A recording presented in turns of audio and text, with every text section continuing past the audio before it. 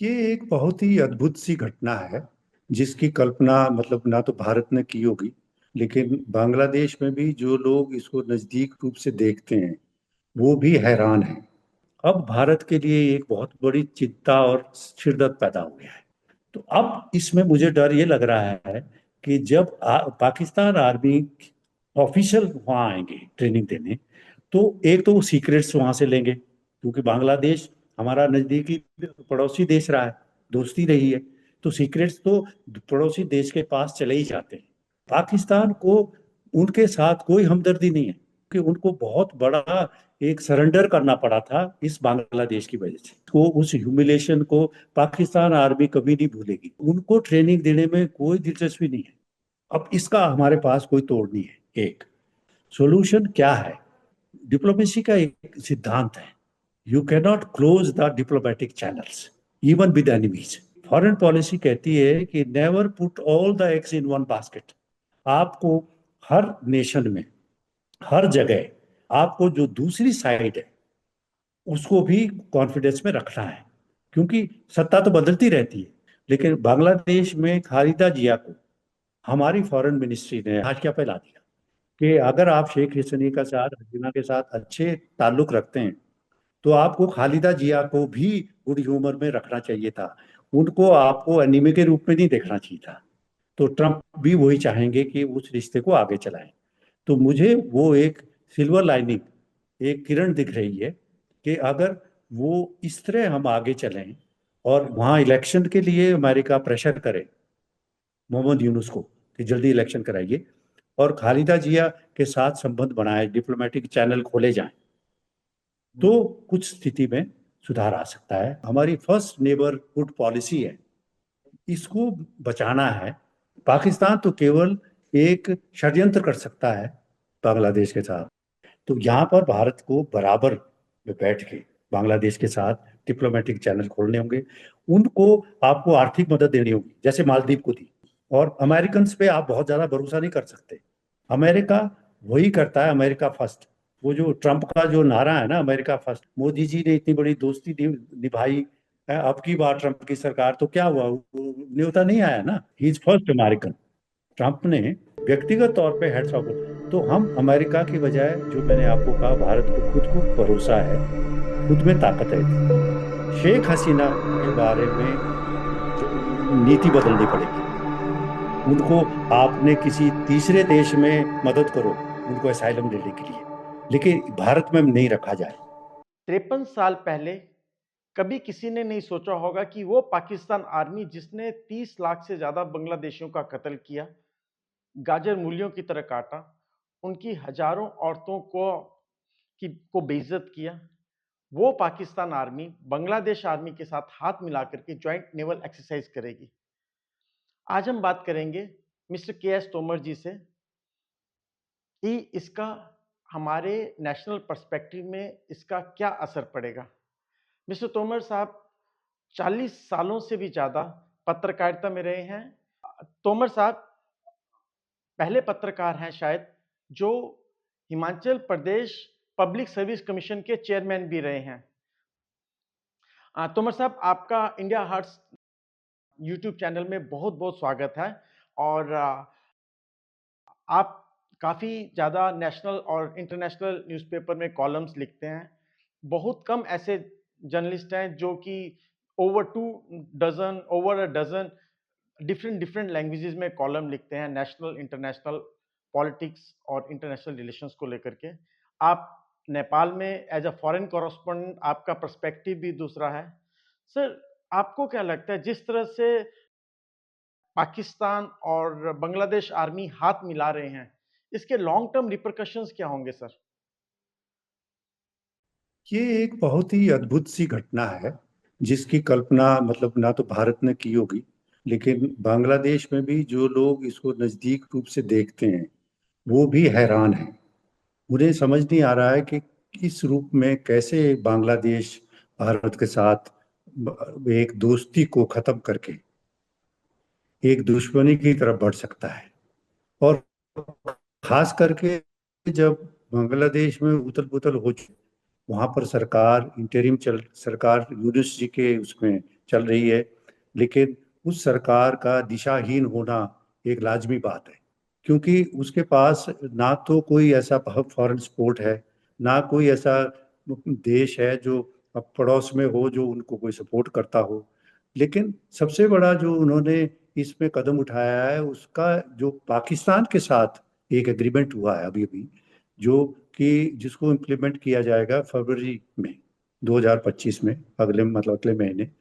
तो वो एक बहुत ही अजीब सा और ऐसा एग्रीमेंट है जिसको कि भारत के जो मिनिस्ट्री है, जो प्राइम मिनिस्टर हैं, जो यहाँ के फॉरेन मिनिस्ट्री है, वो उनको समझ नहीं आ रहा है कि आखिर जो 1971 की जो मैसेकर है, जो आपने अभी अभी बताया कि इतने लाख लोगों को मतलब हत्या की गई, उनको बेइज्जती की गई, तो ऐसे में और कोई माफी मामा नामा कोई नहीं हुआ पाकिस्तान की तरफ से किसी भी जगह। जब इस तरह के कोई मैसेकर हुए हैं, तो वो तो या तो वो जो उसका हेड होता है वो माफी मांगता है, या वो देश मांगता है पूरा ना, जो कि भाई अगर ऐसा हुआ है। लेकिन इतने सालों के बाद भी पाकिस्तान की तरफ से एक शब्द भी माफी का नहीं आया है, जिससे कि साफ दिखता है कि पाकिस्तान की आर्मी को या पाकिस्तान के जो लोग हुक्मरान हैं, जो वहाँ राज में हैं, जो वहाँ पॉलिटिशियंस हैं, उनको कतई भी इस चीज़ का दुख नहीं है कि जितना हीनियस क्राइम पाकिस्तान ने किया है बांग्लादेश को, और जिसकी वजह से 1971 में इंदिरा गांधी के टाइम में, मिसेज इंदिरा गांधी के टाइम में हस्तक्षेप किया गया, और ह्यूमन राइट वायलेशंस हो रही थी, जो ब्लड शेड हो रहा था, उसको बचाने के लिए इंडियन आर्मी को जाना पड़ा। और तब उसके बाद आपको अगला सब पता है कि किस तरह वहाँ सरेंडर हुआ, किस तरह फिर आगे ये बांग्लादेश बना। और फिर बाद में शेख मुजीबुर रहमान का भी कत्ल हुआ, ये उनमें से ही जो बांग्लादेशी के जो अपने लोग थे, जो एक्सट्रीमिस्ट थे, जो जो इस चीज को पसंद नहीं कर रहे थे, उन्होंने भी हत्या कर दी। तो शेख हसीना उस टाइम फिर भारत आई थी, छोटी थी, तो उसको उस टाइम शरण मिली, क्या उसको रखा गया। तो वो इस तरह का इतिहास है। फिर जब वो बाद में वो खालिदा जिया भी बनी वहाँ, लेकिन असली चीज ये थी कि शेख हसीना के समय में, जबकि यहाँ पर मोदी जी प्रधानमंत्री और एनडीए की सरकार है, तब से उससे पहले से भी न्यू यही थी कि रिश्ते अच्छे चल रहे थे, और बांग्लादेश को भारत की बहुत जरूरत थी, और ये भारत को भी उनकी जरूरत है, क्योंकि कम से कम 4,000 से ऊपर, 4,096 इतनी किलोमीटर ये एग्जैक्टली हमारा बॉर्डर बांग्लादेश के साथ लगता है। तो उस वजह से जो ये एग्रीमेंट हुआ है, और जो आपका सवाल था वो बहुत ही एक रेलेवेंट सवाल है, वो उस सवाल के मद्देनजर रखते हुए मैं एक चीज कह सकता हूँ कि अब भारत के लिए एक बहुत बड़ी चिंता और शिद्दत पैदा हो गया है, क्योंकि वो जो सरकार है वो भयंकर रूप से शेख हसीना के खिलाफ थी। लोगों का मूवमेंट हुआ उनके डिक्टेटरशिप के खिलाफ, हिंदुस्तान उनके साथ खड़ा रहा, और बाद में भी अभी खड़ा है। जो अब की सरकार है मोदी की, उन्होंने उनको असाइलम तो नहीं दिया, लेकिन शेल्टर दिया हुआ है, जिससे एक फॉल आउट ये हुआ है कि जो आम आदमी, जिन लोगों को ये लगता था कि शेख हसीना ने वहाँ बहुत जातियां की, डिक्टेटरशिप की, और चीज वो भी पब्लिक ओपिनियन जिसे कहते हैं, वो काफी खिलाफ हो चुकी है।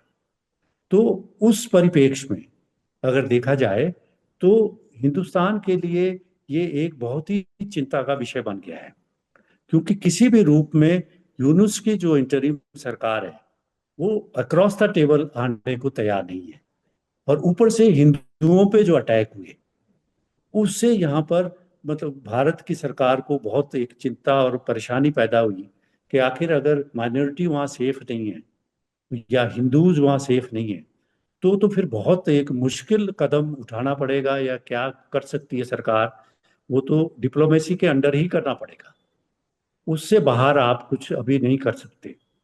तो उस लिहाज से आपका जो प्रश्न है, वो अब अभी मैं इतना ही कह सकता हूँ कि उसके खामियाजा बहुत ज्यादा बांग्लादेश और उनके लोगों को वो सहन करना पड़ेगा, क्योंकि भुगतना तो उनको ही पड़ेगा ना।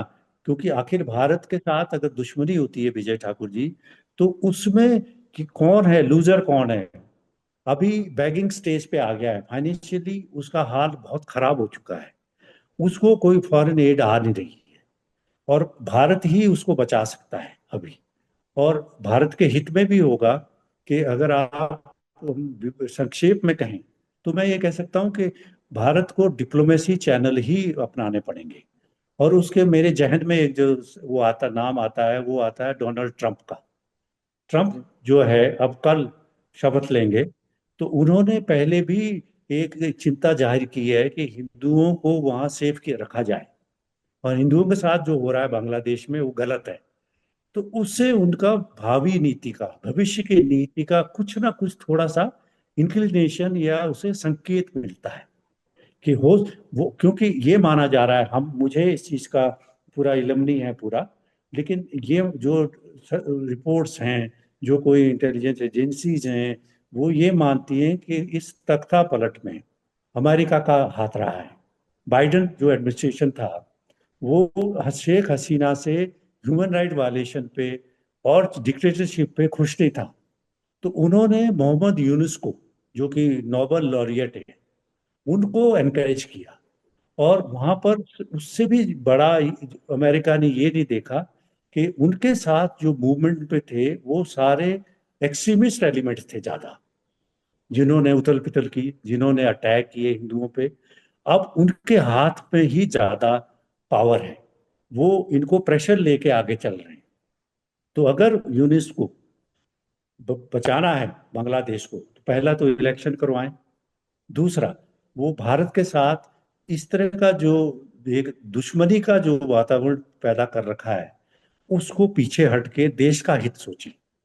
उनके साथ क्या हुआ या उनके साथ वो ना देखें, व्यक्तिगत हित ना देखें। तो उसमें मुझे चिंता नजर आ रही है कि आखिर यूनुस इलेक्शन करवाएंगे। उधर आप साथ में देखिए कि जो खालिदा जिया है, उनको भी इन्होंने, शेख हसीना ने, जैसे कि डिक्टेटरशिप होती है और देशों में भी है, ये कोई नया नहीं है। पाकिस्तान में देखिए आप क्या है।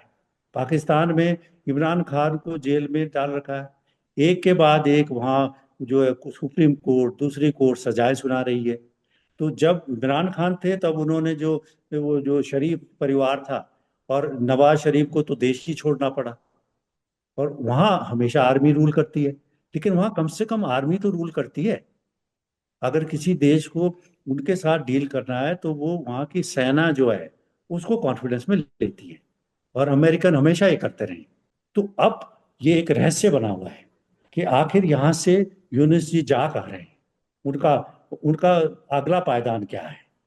तो ये अभी तक की स्थिति इस तरह की है, जो कि एक इस सारे सिचुएशन को बहुत ही कष्टदायक बनाती है।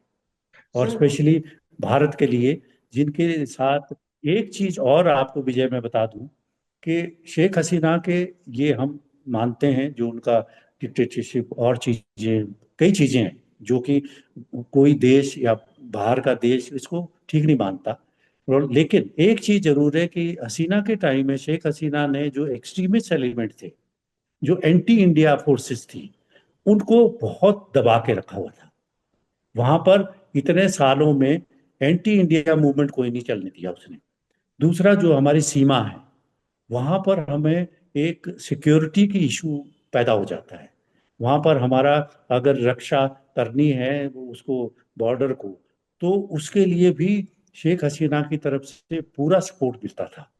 उनकी आर्मी, उनकी और इन्फिल्ट्रेशन रोकते थे और चीजें करते थे। अब हम उस विषय पे आते हैं जिसकी जिज्ञासा है।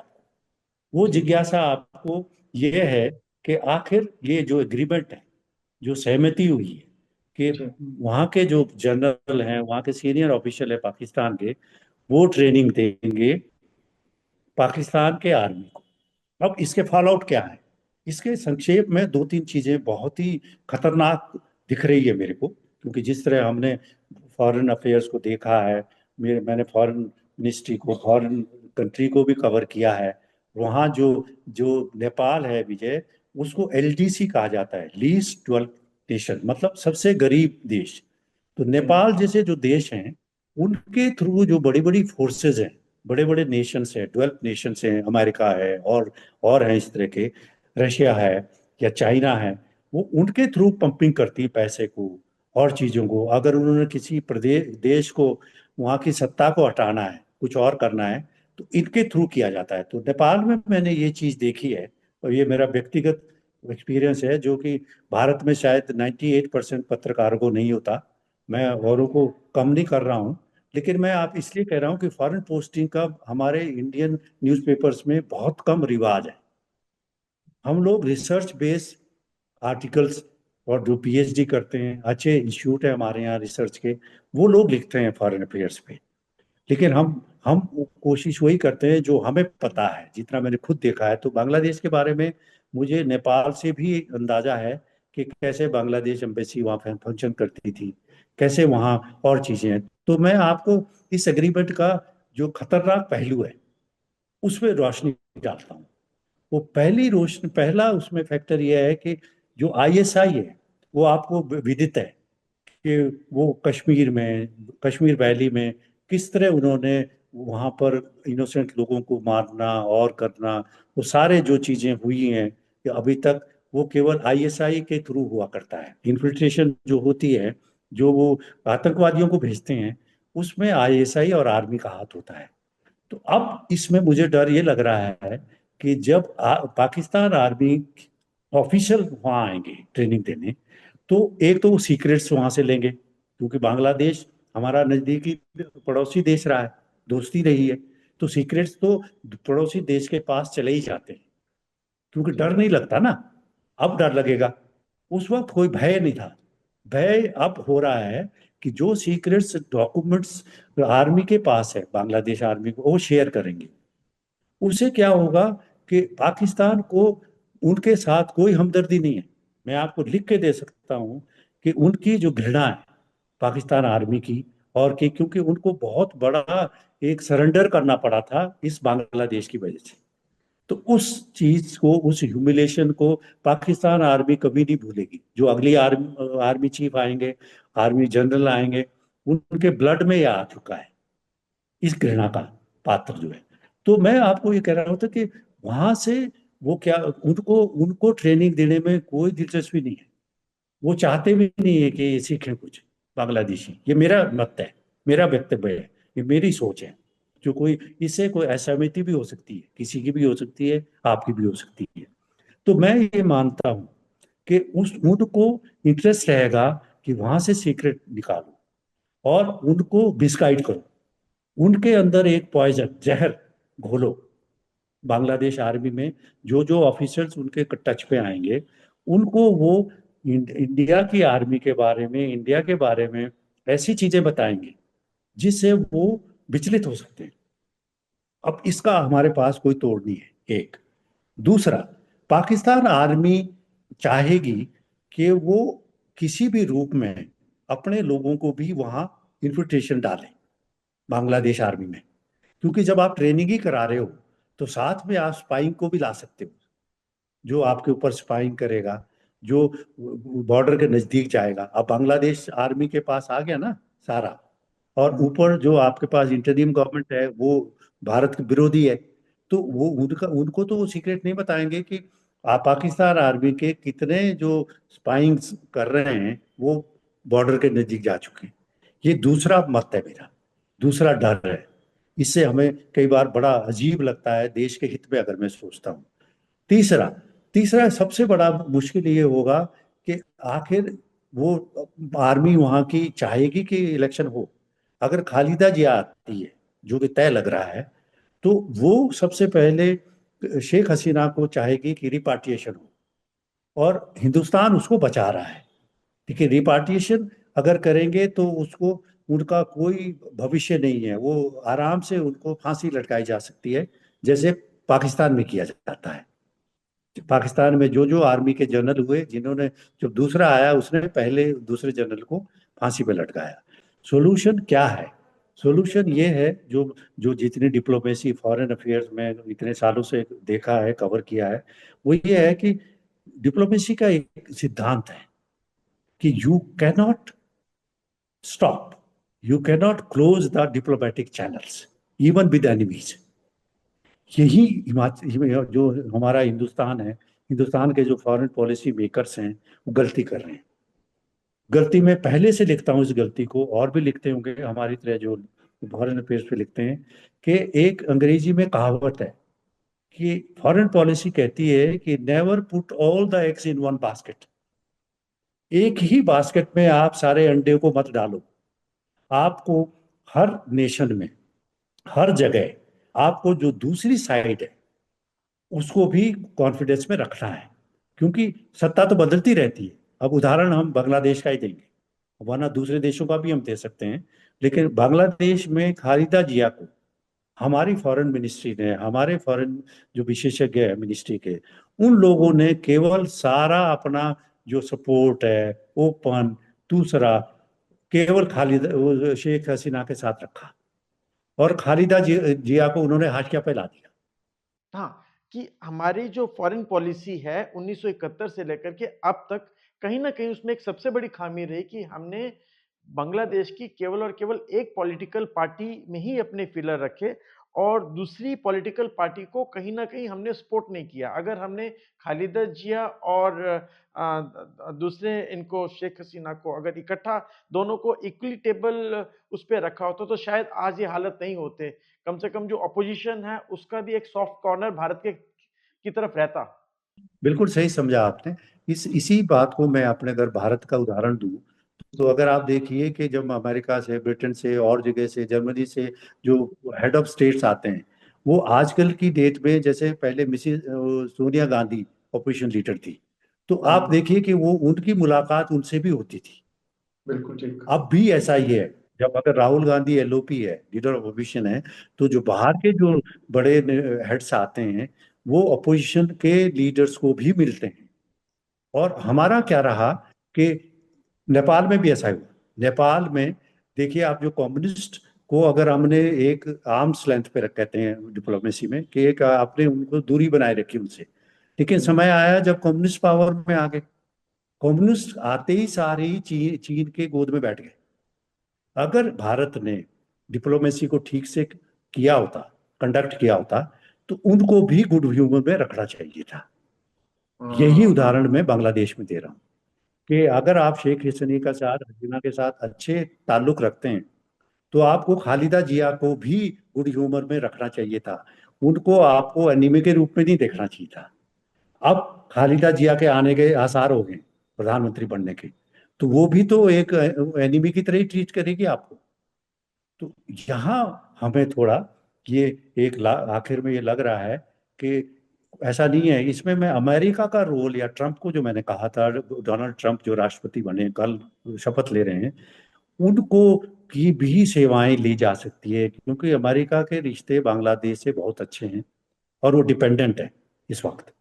तो ट्रम्प भी वही चाहेंगे कि उस रिश्ते को आगे चलाएं।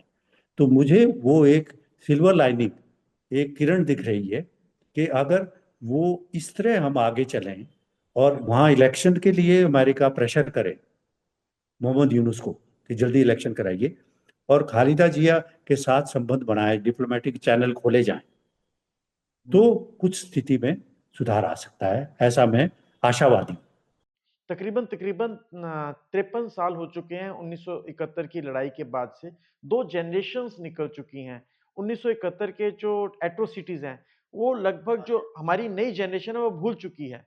अब जिस तरह से समीकरण बदल रहे हैं, तो वहाँ की जो आवाम की जो परसेप्शन है, वो इंडिया के खिलाफ और ज़्यादा भड़क जाएगी और पाकिस्तान की तरफ कहीं न कहीं सॉफ्ट कॉर्नर आपको लगता है बनेगा? उसमें मेरा मत यह है कि जो नई जनरेशन अब आई है, उनको उसका इल्म नहीं है इतना एट्रोसिटीज का। जैसे अगर आप इंडिया में देखिए कि अगर 1984 के राइट्स हुए, तो नई जनरेशन दो चली जा चुकी है। तो नए वालों का सोच अपना होता है, नया होता है। तो लेकिन अगर जैसे अब शेख हसीना के बारे में उनको लगता है, उनको पढ़ रहे थे, उन्होंने देखा कि वहाँ क्या हो रहा था, तो शेख हसीना के बारे में भारत को अपनी कोई नई नीति अपनानी होगी। तो उस वजह से, ताकि जो नई जनरेशन है वहाँ, वो उनके अंदर भी वो जहर ना आए कि भारत क्यों ऐसे इंसान को साथ दे रहा है जिसने हमारे देश में तबाही की। तो जरूरी हो गया है अब कि उस नए जनरेशन का ध्यान रखा जाए। और ये भी हो सकता है कि उनके दिमाग में वो पुरानी चीजें नहीं है उस टाइम की, क्योंकि उन्होंने केवल पढ़ा है। बिल्कुल उस ठीक। उस वजह से मैं ये मानता हूँ कि अभी भी भारत को बहुत जरूरी हो गया है, क्योंकि नेपाल हमें पहले ही चीन की तरफ खिसक चुका है। जी। श्रीलंका में नया जो रजीम आया है वो भी चीन के प्रभाव में है, और पाकिस्तान तो पहले ही चीन के गोद में बैठा हुआ है। तो आखिर हमारे जो पड़ोसी देश है, बांग्लादेश भी स्लिप हो गया है। तो हमें जो हमारी फर्स्ट नेबरहुड पॉलिसी है, इसको बचाना है। तो हमें अपने स्तर पे कुछ जो डिफेक्ट्स हैं उनको सुधारने होंगे। 4000 किलोमीटर की हमारा जो इंटरनेशनल बॉर्डर है वो बांग्लादेश के साथ लगा हुआ है। पाकिस्तान के साथ जो हमारा बॉर्डर है वो 3000 3300 किलोमीटर के करीब है। तो हमारे पास अब 7000 किलोमीटर तो ये हो गया। उधर नेपाल और चाइना के साथ हमारा कुछ बॉर्डर लगा हुआ है।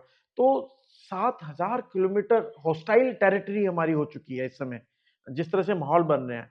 ऐसे माहौल में इंडिया तीनों तरफ से घिर सा गया है।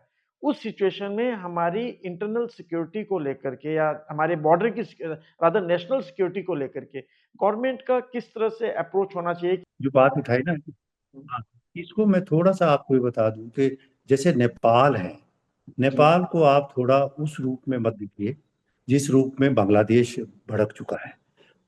नेपाल में आपको विदित होगा कि वहाँ कोalition की सरकार है। वहाँ वो जो बहादुर देवबा जी भी हैं जो उनके साथ वो हैं, मतलब अपने जो केपीएस ओली हैं वो प्रधानमंत्री हैं। तो शेर बहादुर देवबा देवबा उनके साथ वो प्रधानमंत्री हैं। तो वो उसको उनको देख के जो डोमिनेंट पार्टी है वो नेपाली कांग्रेस है, और जो प्रधानमंत्री है वो रोटेशन बेस पे अभी ओली जी चले हुए हैं। तो उनके जो फैसले हैं उसमें नेपाली कांग्रेस का भी हस्तक्षेप है। वो वो केवल चाइना के कहने से ओली जी इस वक्त करने के स्थिति में नहीं है। पर बांग्लादेश और बांग्लादेश पाकिस्तान। की चिंता ज्यादा इसलिए है कि जो आपने 3000 किलोमीटर की कही ना, जो पाकिस्तान की सीमा, जी। वहीं से मुझे एक वो डर, एक भय लग रहा है कि वहां से जब बांग्लादेश की आर्मी आपके साथ पॉजिटिव रहेगी, सॉफ्ट रहेगी, तो वो इन्फिल्ट्रेशन का एक जरिया बन सकता है, जिसको कि वहां पर अपने को स्ट्रेंथन करना पड़ेगा ये बॉर्डर। और स्ट्रेंथन करने से पहले ये जरूरी है जो मैंने कहा कि अगर अमेरिका को इसमें सहयोगी बनाया जाए तो ये बिल्कुल क्लिक कर सकता है, क्योंकि हाँ। प्रेशर टैक्टिस ही यूज करनी पड़ेगी। अब सद्भावना से काम नहीं होगा बांग्लादेश के साथ। चाहे बांग्लादेश हो चाहे पाकिस्तान हो, they have little to lose. उनके पास बॉर्डर है बट एज सच उनके पास दोनों, मैं ये नहीं कहूंगा भिखारी हैं, but they are in physical distress. इस फिजिकल डिस्ट्रेस की सिचुएशन में वो कहीं भी अपनी आवाम का माइंड चेंज करने के लिए कुछ भी कर सकते हैं। वो भारत के खिलाफ लड़ाई भी कर सकते हैं, कुछ भी इस तरह से करें ताकि उनके लोगों का ध्यान भटक जाए। नहीं नहीं नहीं नहीं नहीं, मैं सहमत नहीं हूँ। ऐसा है कि पाकिस्तान को जो अंदर से अगर आप देखिए उसकी हिस्ट्री देखो, अंदर से जो खोखला है, खोखला देश जो भिखारी है, ये बैगिंग बाउल कहते हैं इंग्लिश में, एक बैगिंग बाउल लेके पाकिस्तान चलता है। अभी अभी यूएई ने उसको 8 बिलियन का वो दिया है, कर्ज दिया है। और चाइना का कर्ज इतना हो चुका है कि वो सारा पाकिस्तान ही हड़प लेगा एक दिन। वो इतना कर्जा है उसके ऊपर। तो जो जो जिसको खाने की लालच पड़ी हुई हो वो युद्ध नहीं कर सकता उसके साथ। और उसने कारगिल वार का देख लिया है कि पाकिस्तान की आर्मी खोखली हो चुकी है इस वक्त, उनके यहाँ कुछ भी ठीक नहीं चल रहा है। तो पाकिस्तान तो केवल एक षड्यंत्र कर सकता है बांग्लादेश के साथ। नहीं, वो जो चिंता है ना इंटरनल सिक्योरिटी वाली आपकी, उसके लिए हम कह रहे हैं कि वो एक तो स्ट्रेंथनिंग करनी पड़ेगी आपको, आर्मी का डिप्लॉयमेंट अपने बॉर्डर्स पे जो बीएसएफ करता है साथ में। और भी दूसरा जो बार बार मैं आपसे कह रहा हूँ कि डिप्लोमेटिक चैनल खोलने होंगे, और उसमें सबसे ज्यादा जो मेरे आकलन से जो रोल कर सकता है वो अमेरिका कर सकता है। ट्रम्प क्योंकि मतलब। अमेरिका भी चाहेगा कि वहाँ स्टेबिलिटी आए। देखो ट्रम्प भी चाहेगा कि वहाँ स्टेबिलिटी आए, क्योंकि उसका राज जब चलेगा रेजीम, तो ट्रम्प नहीं चाहेगा कि जिस जहाँ पर उन्होंने सत्ता पलटने में डायरेक्टली इनडायरेक्टली, इसका प्रूफ हमारे पास नहीं है, लेकिन अगर मदद की है उन्होंने तो उस देश को वो चाहेंगे कि वो चाइना के नजदीक ना जाए। तो तो चाइना अमेरिका के लिए बड़ी सिरदर्द है। की वजह से वो भारत के साथ मिलके बांग्लादेश में स्थिति को सामान्य कर सकता है। यानी कि हम कंक्लूड करते हुए कह सकते हैं कि हमारा जो लास्ट होप है, लास्ट होप नहीं कहेंगे, हम ये कह सकते हैं कि हमारा सबसे बड़ा होप जो है वो अमेरिका है, क्योंकि अमेरिका नहीं चाहेगा कि पाकिस्तान और बांग्लादेश चाइना के खिलाफ, चाइना के ज्यादा करीब जाएं। पाकिस्तान मत जोड़िए, पाकिस्तान तो ऑलरेडी गोद में है। अमेरिका बांग्लादेश को नहीं चाहेगा, क्योंकि बांग्लादेश में चाइना का कोई रोल नहीं है अभी तक। ना उसका पंपिंग में है, ना लोन डिप्लोमेसी करता है। वो चाइना क्या करता है? चाइना एक्सपेंशन पॉलिसी को आगे बढ़ाता है डेट पॉलिसी के थ्रू। वो कर्ज देता है, फिर लपेटता है गरीब देशों को। वो वो अभी अभी तक बांग्लादेश बांग्लादेश में में नहीं है। नहीं हुआ है। तो इसलिए मेरा आखिर में मेरा आंकलन यह है कि भारत को खुद अपनी हैसियत है भारत की इंटरनेशनल जगत में, अंतर्राष्ट्रीय स्तर पे, उसमें बांग्लादेश जैसा छोटे देश को नहीं वो दिक्कत होनी चाहिए। लेकिन वहां पर बिग ब्रदर वाला एटीट्यूड नहीं करना होगा, जो कि नेपाल में किया जाता है। इससे एंटी इंडिया फीलिंग्स है। तो यहाँ पर भारत को बराबर में बैठ के बांग्लादेश के साथ डिप्लोमेटिक चैनल खोलने होंगे। उनको आपको आर्थिक मदद देनी होगी, जैसे मालदीव को दी। मालदीव बिल्कुल चाइना की तरफ चला गया था, लेकिन आखिर में इंडिया ने इतनी मदद की उसकी कि बैंकरप्सी से बचा दिया मालदीव को। अब वो दोस्ती बढ़ा रहा है। यही फॉर्मूला। और अमेरिकन पे आप बहुत ज्यादा भरोसा नहीं कर सकते। अमेरिका वही करता है, अमेरिका फर्स्ट। वो जो ट्रम्प का जो नारा है ना, अमेरिका फर्स्ट, आपने देखा कि अभी मुझे इसका कोई कंफर्मेशन नहीं है, लेकिन चैनल्स में और जगह सब आ रहा है ना कि मोदी जी ने इतनी बड़ी दोस्ती निभाई, क्लेम किया। मोदी है, मोदी, हाउडी मोदी मोदी है। अब की बार ट्रम्प की सरकार तो क्या हुआ, न्योता नहीं आया ना। तो हाँ बिल्कुल, ट्रम्प मैं वही कहना चाहता अमेरिकन, ट्रम्प हूँ। पहले अमेरिकन है, first, he is first American. उसको अपने हिसाब से जो ठीक लगता है वो करेंगे।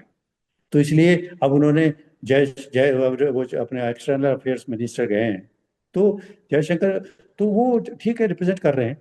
लेकिन कई हेड्स ऑफ स्टेट बुलाए गए हैं वहाँ, ट्रंप ने व्यक्तिगत तौर पे हेड्स ऑफ।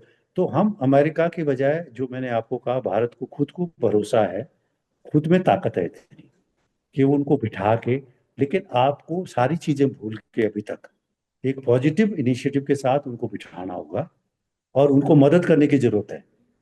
उनका जो इकोनॉमिक हालत इतना खराब है, लोग परेशान है वहाँ, लोगों को खाने के लाले पड़ने हैं अभी, पढ़ चुके क्योंकि हैं, कहीं से ऑलरेडी भी पढ़ मदद चुके नहीं आ रही है।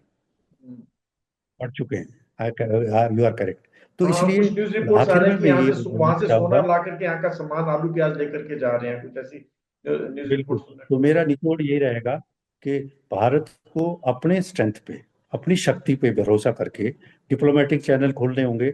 शेख हसीना के बारे में नीति बदलनी पड़ेगी।